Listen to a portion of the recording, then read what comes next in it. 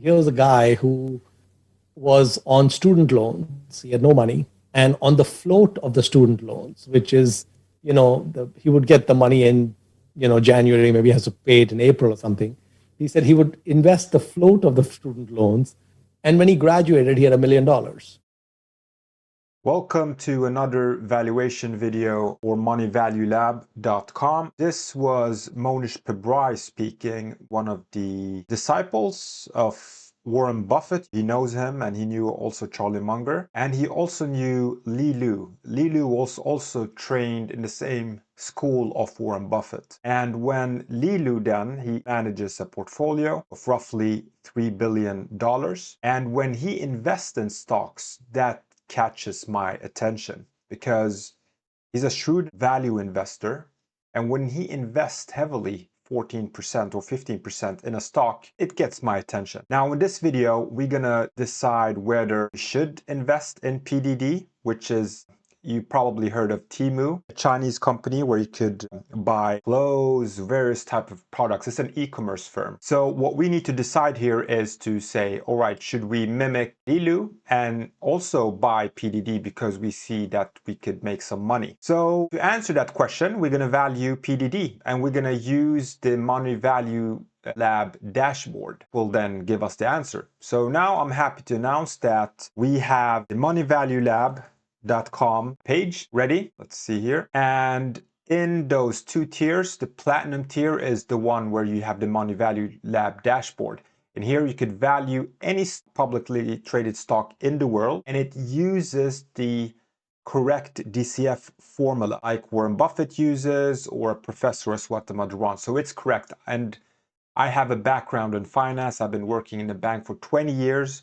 And I know valuation, and I also teach valuation. So my intent was to create a model which a beginner can use and then value any stock they want to, and don't lose any money. You should not rely on people telling you a stock is cheap and just buying that. You should do your own valuation. And the good thing is here we have a 7-day trial period. And there is no commitments. You can cancel anytime. So let's go into Money Value Lab, subscribe, and then if you think that this is nothing for you, you just cancel before the payment is withdrawn. And for gold tiers here, you could follow my portfolio, any stock that I buy or sell. You get real-time updates. I also send out letters to my subscribers. So let's go ahead, log in. I'm going to log in here and let's go to the dashboard, stock valuation. You also have a training video so you could understand how the stock valuation model works. I will not look at it. So first thing first is to know what discount rate we're going to use when we're going to value PDD. So first is to type in the company, PDD. It's this company here. I click and then automatically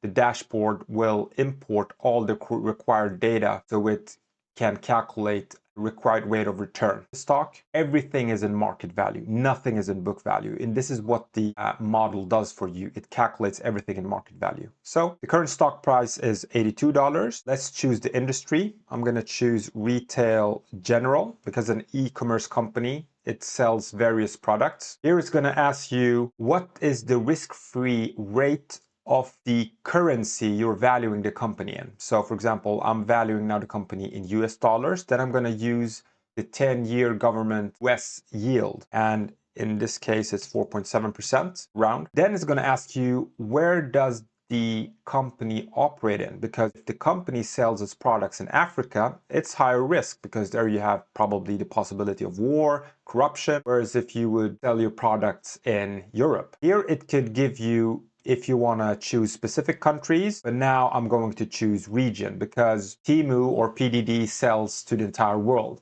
So instead of picking regions or countries, I'm just going to go global. And it asks you how much of the revenue is coming from global. I'm going to put 100%. That will give me an equity risk premium of 5.88%. Now we're done with the equity portion. Your debt, it has already imported the book value of debt. It asks you what is the maturity of that debt, when will it expire. I'm just going to choose 3 years, but you can look it up in the financial statements. And then the tax rate of the country, and I'm going to choose 25% for China. And then it calculates it converts the book value of debt to market value, and you get 649 million. So now we're done. The cost of capital, or the required rate of return for PDD, is roughly 10%. Moving on to the dashboard, here we see the performance of the company. Revenue has grown a lot, but now for the most recent years, it has stagnated. Most recent year, 2.3%, but you can look at the EBIT margin from negative to profitable, 22%. That is really good. Moving on, I will not look into this because this is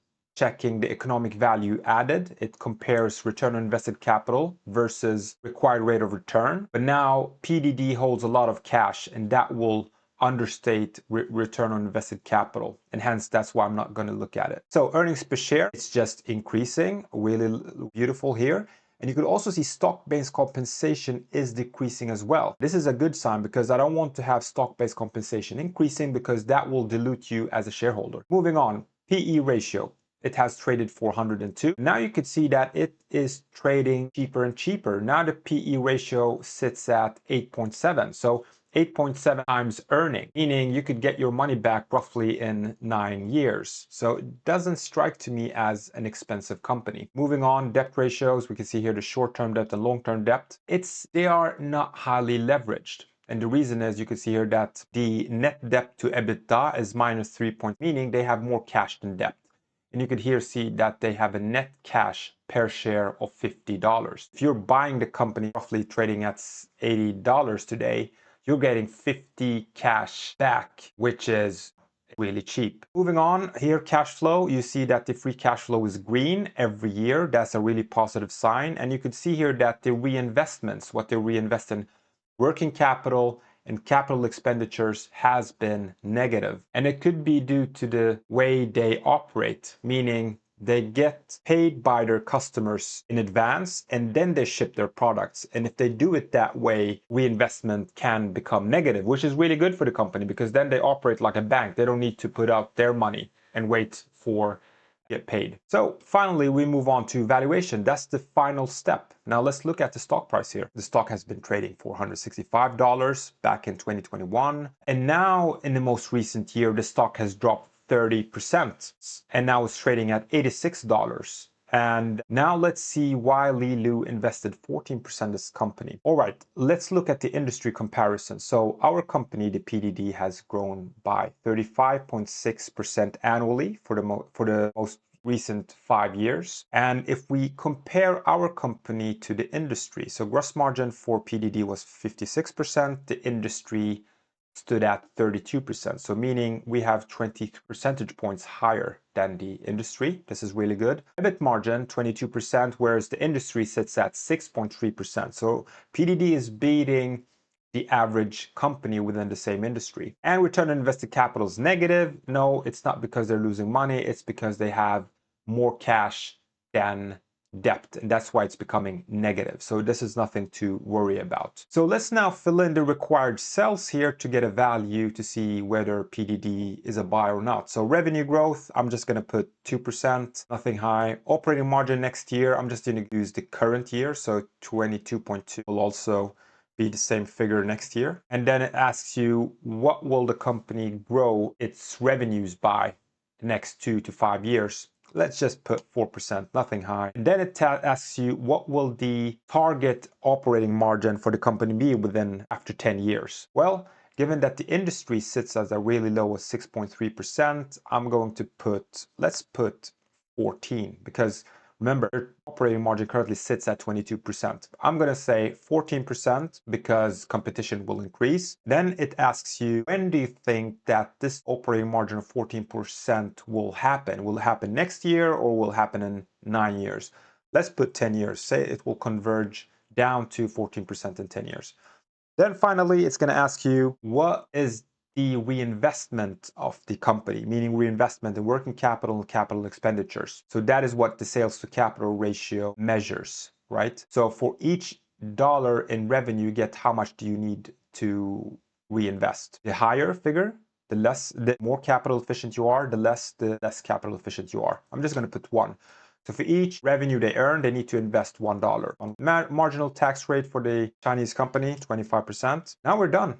Now here you can see our story. So the cash flow now table has taken our input and created a discounted cash flow. So you see here my revenue growth was 2%, increases to 4%, but then converges to the risk-free rate of 4.7%, meaning it's difficult for the company to grow higher than the risk-free rate in perpetuity. That's mathematically impossible. Then operating margin, we had 22%, and remember I added 14%, and that will successively decline down to 14% year 10, and you can see here that my model has done that. It's 15%, 14, and then year 10, 14%. Reinvestment, roughly 24%. This is what we added to sales to capital. Now we're done. And here in year 10, you can see that return on invested capital becomes positive because they're investing more into their business and their cash will decline, hence why return on invested capital becomes positive. However, though, in year 10, my discounted cash flow method model will then decrease return on invested capital to equate to cost of capital. Why is that? Well, McKinsey has done a study where it shows that once the company grows and matures, it will have a difficult time to earn more than their cost of capital. Reason being because competition will increase, more players will operate within the same field. That's set as default, so you don't overvalue the company. But you could, of course, override it if you want to, but I'm not going to do this. Now we're done. Now we just go up here and we press calculate value, and look at this. It tells you, given my inputs, if the stock is trading currently at $82, it gives you an intrinsic value of $111. That's a 35% upside from today's value. But what if more conservative? Let's say they will even not be able to keep their 14%. Let's choose 10. So in year 10, operating margin will decline from 22% down to 10%. What happens then? The value still $98. We still see a 18% upside from today's price. So it looks really cheap. Now you're probably asking what I will do. Well, before you jump in and buy the stock, I just want to give you a warning, is that Chinese companies have regulatory risk. What with that? Well, as a foreigner, you're not allowed to own Chinese companies.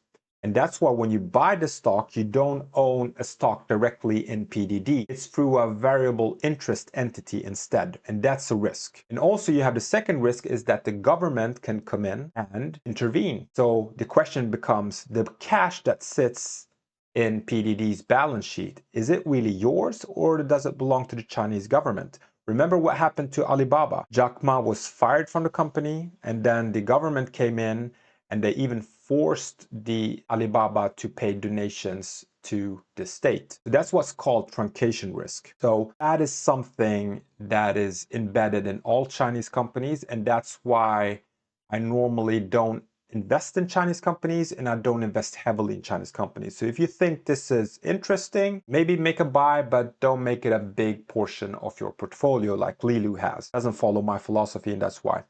And the good news is now you can go in for free, 7 days. You could cancel anytime, and you could do your own valuation. Stop guessing. And you could then get the onboarding video. And then, of course, when you are a subscriber, you have the resources at your disposal, and you could also contact me directly if you have any questions to what things mean in the cells here, what does it mean, or you don't understand anything, you could just reach out to me. Thank you for listening, and have a good day.